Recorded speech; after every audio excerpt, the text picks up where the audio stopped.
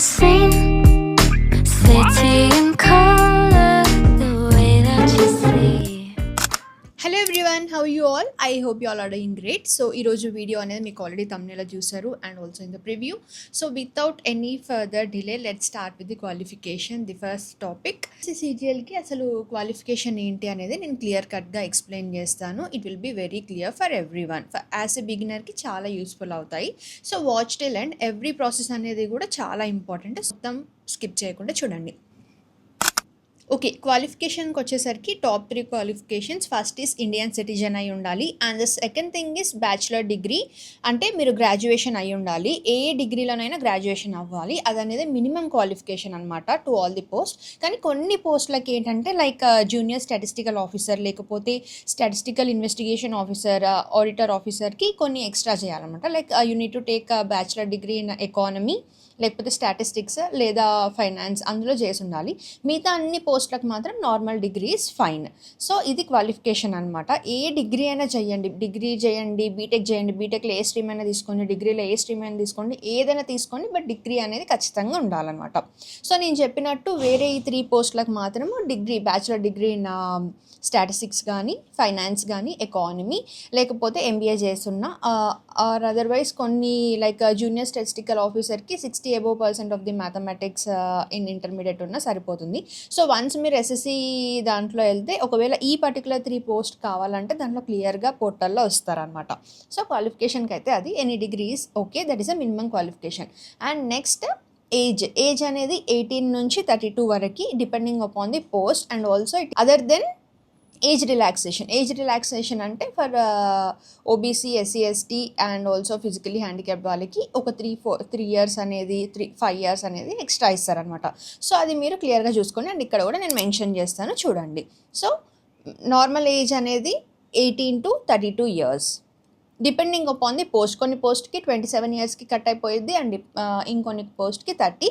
కానీ maximum high and like majority of పోస్ట్కి 30 years 32 years అనేది మేజర్ ఉండింది. సో అది కూడా నేను ఇక్కడ ఇంక్లూడ్ చేస్తాను. ఏ పోస్ట్కి ఏంటి అనేది క్లియర్గా మీకు తెలిసిపోయింది. సో క్వాలిఫికేషన్కి మనకి ఏం కావాలి? First thing is Indian citizen and second thing is qualifying process like any degrees okay, minimum qualification అది. అండ్ అదర్వైజ్ అదర్ 3 పోస్ట్కి నేను చెప్పినట్టు బ్యాచులర్ డిగ్రీ అయి ఉండాలి. And then third is age. So ఇది క్వాలిఫికేషన్, ఇది minimum qualification that you need for SSC CGL.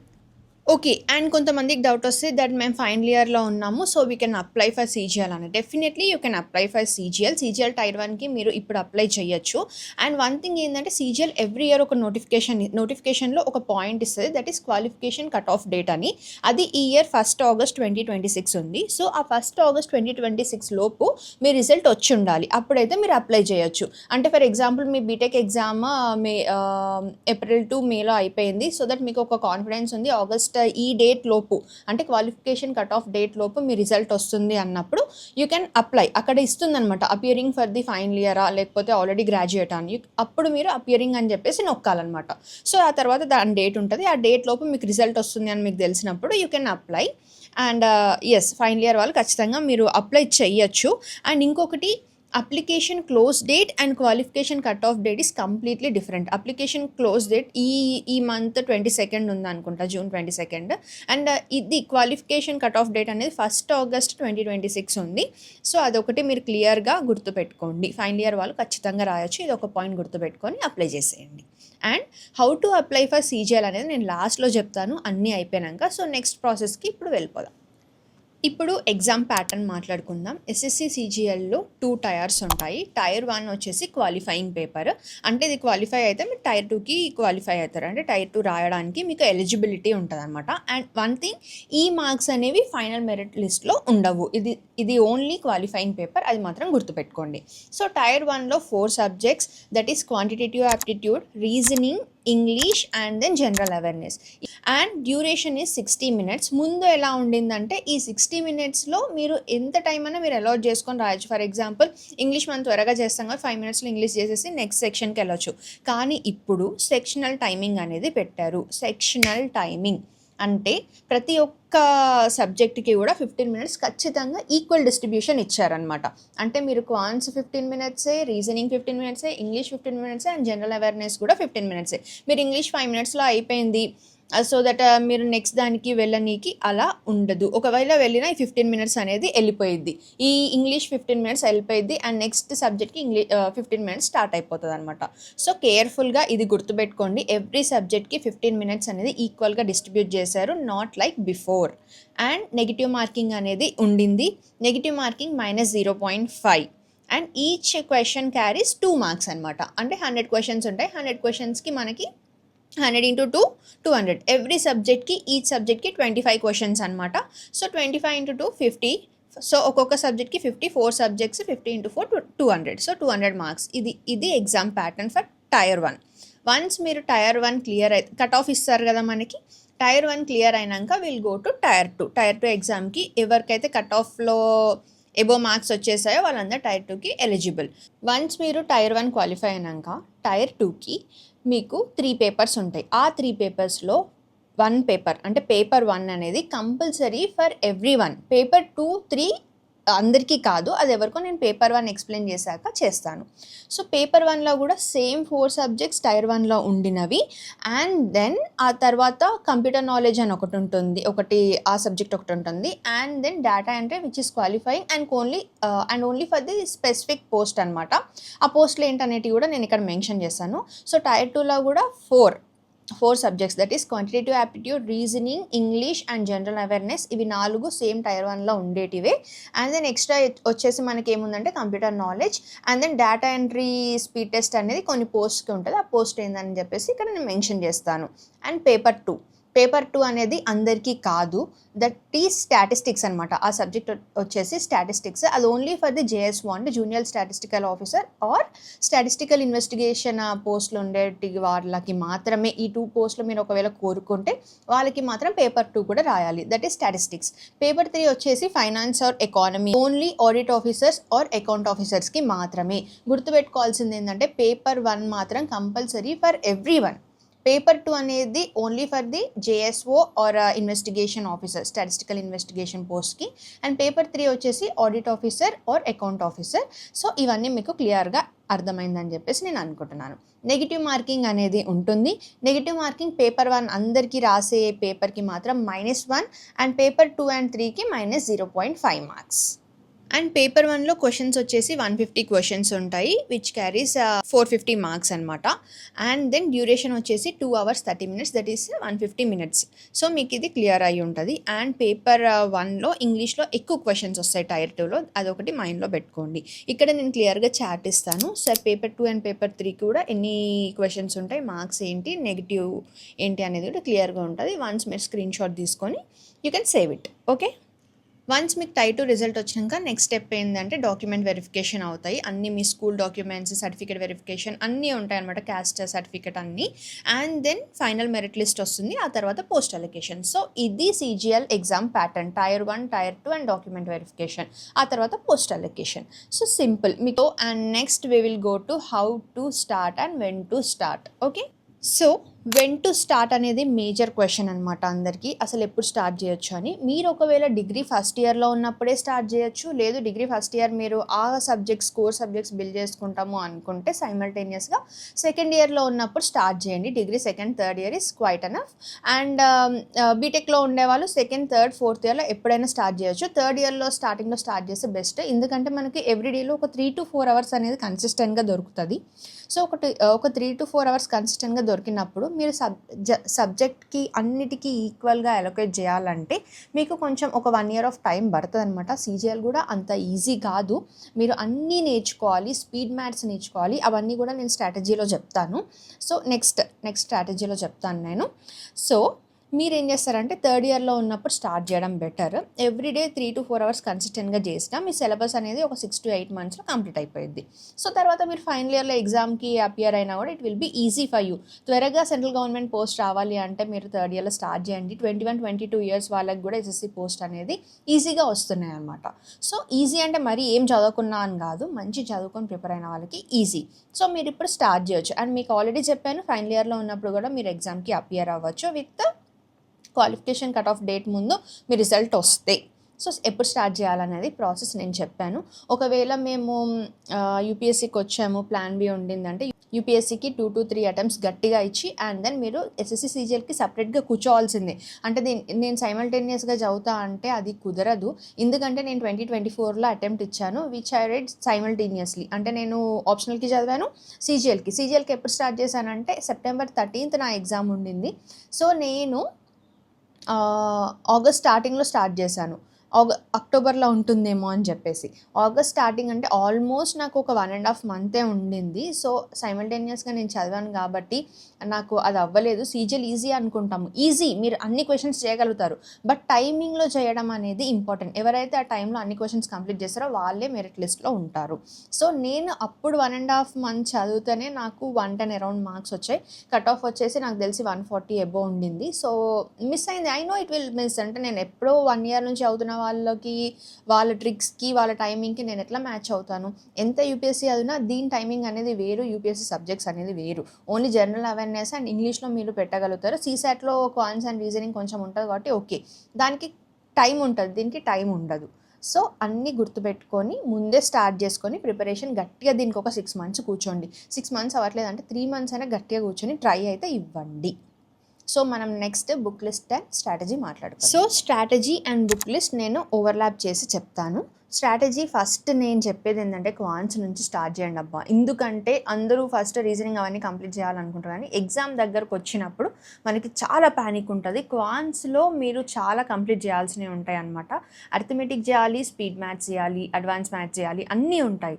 So first మీరు క్వాంట్స్లో ఉన్న సబ్జెక్ట్స్ అన్నీ ముందు పెట్టుకొని ఫస్ట్ ట్రై టు కంప్లీట్ క్వాంట్స్లో percentages, ratios and proportions, alligation and mixtures and averages and advance మ్యాథ్స్కి వస్తే జామెట్రీ, మెన్సురేషన్, ట్రిగ్నోమెట్రీ, చాలా టాపిక్స్ ఉన్నాయి. అవన్నీ మీరు ఒక 1 to 3 months కూర్చొని బేసిక్ కంప్లీట్ చేసుకుంటే మీరు రీజనింగ్, నేను చెప్తాను, ఎంత రీజనింగ్లో వేస్ట్ ఉన్నా, ఐ మీన్ మనకి ఎంత బిలో యావరేజ్ ఉన్న వాళ్ళకి కూడా, ఎంత అసలు మాకు రాదు ఇంకా వేస్ట్ మేము చేయలేము అన్న వాళ్ళు కూడా 1 month కరెక్ట్ కూర్చుంటే కంప్లీట్ అయిపోద్ది. అడ్వాన్స్ మ్యాథ్స్ అండ్ క్వాంట్స్ అట్లా కాదు, అది కంప్లీట్ అవ్వదు. మీరు బిగినర్ అయితే అండ్ మీకు ట్రిక్స్ తెలియదు, స్పీడ్గా చేయలేము అనుకుంటే మినిమం 3 months కూర్చుంటేనే అది కంప్లీట్ అయ్యిద్ది. అంత ఈజీ అయితే కాదు. సో ఫస్ట్ క్వాంట్స్ కంప్లీట్ చేస్తే మనకి సగం సిలబస్ కంప్లీట్ అయినట్టే. మిగతా అన్నీ మీరు 2 monthsలో ఈజీగా కవర్ చేయొచ్చు. అంటే మళ్ళీ జనరల్ అవేర్నెస్ కూడా డిఫరెంట్ ఉంటుంది, but not that of quants. So quants అనేది ఫస్ట్ కంప్లీట్ చేయండి. క్వాంట్స్లో మీరు ఏం చేస్తారంటే టాప్ 3 ఫ్యాకల్టీ 4 ఫ్యాకల్టీస్ నేను చెప్తాను, లేదా నేను బెస్ట్ అడ్వైస్ ఇస్తాను, పెయిడ్ కోర్స్ తీసుకోండి. ఏదో ఒకటి చూసి, ఫిజిక్స్ వాళ్ళ అని ఉంటుంది, అడ్డా 224 సంథింగ్ ఉంటుంది, అండ్ కొంతమంది సపరేట్ ఉన్నాయి. Like for example Abhinay sir వాళ్ళది, గగన్ ప్రతాప్ సార్ వాళ్ళది, చందన్ లాజిక్ సార్ వాళ్ళది, వాళ్ళే నేను లాస్ట్ వీడియోలో చెప్పినట్టే సపరేట్ ఉన్నాయి. పెయిడ్ కోర్స్ తీసుకోవడం బెస్ట్. ఎందుకంటే మనం చాలా వాటికి స్పెండ్ చేస్తాము. ఇవి నాకు తెలిసి 3,000, 4,000, 3,000 to 6,000 మధ్యలో ఉంటాయి. వన్స్ తీసేసుకుంటే మీకు చాలా బెటర్. ఎందుకంటే పెయిడ్ కోర్స్లో చెప్పినట్టు ఈక్వల్లీ అందులో చెప్తారు, బట్ ఈక్వల్లీ చెప్పరు. కొంచెం ఎక్స్ట్రా ఎఫెక్షన్ అనేది ఉంటుంది కాబట్టి ఒక్కసారి తీసుకుంటే మీకు లైఫ్ లాంగ్ యూజ్ అవుతుంది. సో ఎగ్జామ్ పాస్ అయ్యే వరకు అయితే యూజ్ అవుతుంది. పెయిడ్ కోర్స్ అయితే మీకు ఛాన్స్ ఉంటే ఖచ్చితంగా తీసుకోండి. సో టాప్ 4 ఫ్యాకల్టీ నాకు నచ్చింది నేను చెప్తాను. అభినయ్ సార్ది ఒకటి, గగన్ ప్రతాప్ సార్ ఒకటి, అండ్ చందన్ లాజిక్ సార్ ఒకటి, ఇంకొకటి ఆదిత్య రంజన్ సార్. ఈ 4 దాంట్లో ఎవరిదైనా మీరు చూస్ చేసుకోవచ్చు, మీ ఇష్టము. అండ్ చాలామంది అంటున్నారు అక్క మీరు చెప్పిన ప్లేలిస్ట్ అంతా హిందీలో ఉంది, మాకు హిందీలో రాదు అని. అవును, అదైతే ఒక్క బ్యాక్డ్రాప్, ఎందుకంటే హిందీలోనే ఉన్నాయి. అండ్ నేను పక్కాగా చెప్పాలంటే మన తెలుగులో అంత క్వాలిటీ క్లాసెస్ లేవు. నేను అదేదో డిస్కరేజ్ చేస్తున్నానని కాదు. అండ్ ఎస్ఎస్సి సీజీఎల్ చేసే వాళ్ళందరూ కూడా ఇవే టాప్ ఫ్యాకల్టీ ఫిక్స్ అవుతారు అండ్ వీళ్ళ నుంచే నేర్చుకుంటారు. అండ్ నేను 1.5 monthలో విన్ అయ్యి కూడా వీళ్ళ క్లాసెస్ అనమాట. వాళ్ళ క్లాసెస్ వినే నేను 110 స్కోర్ చేశాను. సో ఒక్కటి అర్థం చేసుకోండి, ఏంటంటే ఒక్క 1 month ఇబ్బంది అవుతుంది హిందీ అర్థం కానికి. 1 month తర్వాత మీరు మెల్లగా మీరు హ్యాబిచువేట్ అయిపోతారు. వాళ్ళకి మ్యాక్సిమం వాళ్ళు ఇంగ్లీష్ టర్మ్స్ యూజ్ చేస్తారు, కొన్ని హిందీ టర్మ్స్ అవేందో తెలుసుకుంటే ఈజీ అనమాట. అన్ని క్లాసెస్కి అవే యూజ్ చేస్తారు. సో అదొక్కటి గుర్తుపెట్టుకోండి, ఎందుకంటే అది నేను చెప్పలేను వేరేవి. అండ్ టాప్ ఫ్యాకల్టీ అని నేను చెప్పాలి కాబట్టి ఇవి నేను రికమెండ్ చేస్తున్నాను. ఫస్ట్ అందరికీ, నాకు కూడా ఫస్ట్ ఇబ్బంది అయింది హిందీ రాకముందు, బట్ వన్స్ నేను అది వినడం నాకు కొంచెం ఇక్కడ ఉన్నాను కాబట్టి, ఇక్కడ నాకు కొంచెం హిందీ వచ్చు కాబట్టి కొంచెం వాళ్ళు కొన్ని వర్డ్స్ యూజ్ చేసినా నాకు అర్థమయ్యేటివి. అండ్ వన్స్ మనము కొన్ని క్లాసెస్ కంప్లీట్ చేసినాక ఈజీగా హ్యాబిచువేట్ అవుతుంది అనమాట. సో అదొక్కటి చూసుకోండి మీరు. యాహ్! సో, కాయిన్స్‌కి అయితే ఆ 4 అండ్ వన్ థింగ్ ఏంటంటే పీవైక్యూ బుక్ అనేది ఖచ్చితంగా పక్కన పెట్టుకోవాలి. ఎస్ఎస్‌సి, సీజీఎల్‌లో మాక్సిమం క్వెషన్స్ అనేది అవే ప్యాటర్న్‌లో రిపీట్ అయితాయి. అండ్ వన్ థింగ్ పీవైక్యూకి అయితే కిరణ్ పబ్లికేషన్స్ లేకపోతే పినాకల్ ఇవి రెండిట్లో ఏదన్నా యూజ్ చేసుకోండి. సో, ఇదొచ్చేసి కాయిన్స్ అయితే ఫస్ట్ ఖచ్చితంగా కంప్లీట్ చేసుకోండి. అండ్ దెన్ రీజనింగ్ వచ్చేసి పెయిడ్ కోర్స్‌లో ఉంటే ఆ కోర్స్ క్లాసెస్ వినండి. లేకపోతే రీజనింగ్ అన్నీ కూడా యూట్యూబ్ లిస్ట్‌లో ఉన్నాయి. ఏదో ఒకటి తీసుకొని వినండి. అన్నిటికి మాక్సిమం అవే లాజిక్స్ ఉంటాయి. సో, రీజనింగ్ 1 మంత్‌లో మీరు ఈజీగా కంప్లీట్ చేసేస్తారు.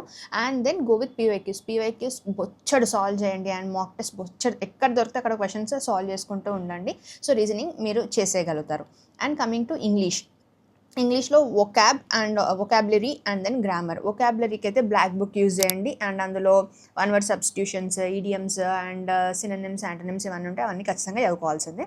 గ్రామర్కి వచ్చేసి అగైన్ 3 క్లాసెస్ నేను చెప్తాను. గ్రామర్కి వచ్చేసి నీతూ సింగ్ మ్యామ్ ఒకరు, రాణి మ్యామ్ ఒకరు అండ్ అమన్ వాసిస్ సార్ ఒకరు. వీళ్ళు ముగ్గురిట్లో ఎవరిదైనా చూస్ చేసుకోండి.